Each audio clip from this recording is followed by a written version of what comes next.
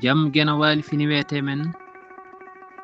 nyande hoore bir sappo e nayi bowte ujunɗi ɗe nogas e nayi ina hawre sappo e ɗiɗi dew hoddayru ujunere temen nayi capannayi jeegom gendiyankoɓe leñolam wurɓe mi jarat mayɓe hen duwaw mi neldat ngam kala lawol pernoɗon rewde weɓat jamnoɗo rewi hen to panoɗon yitat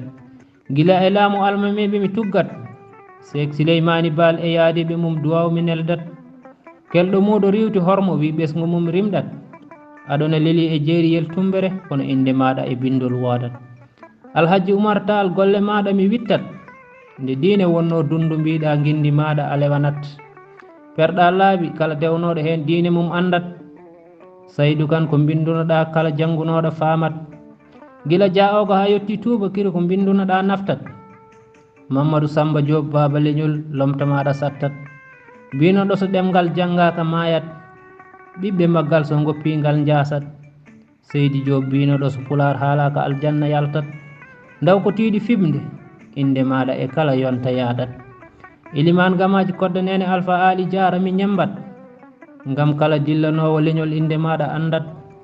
gila e jewte ha e golle maɗa min kaltat Tijjani binoɗo so pular haalaka golle mum e haalirde woppat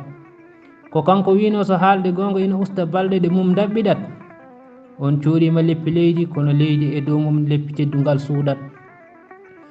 ko laaɓi ko min mi woyata saabu won wurɓe mi sembinat katante leñol kaɗanɗo leñol majjere kala ko kalɗa mi windat Dembel Sall jaayi Saydou so mbiɗi yiya on mi suusat hono mon ina keewi e ngol leñol wadde cuusal woodat so oɗon nguuri gonɗam cojjat ngam so leñol dañiɗe jaale kala ko tambi tiiɗat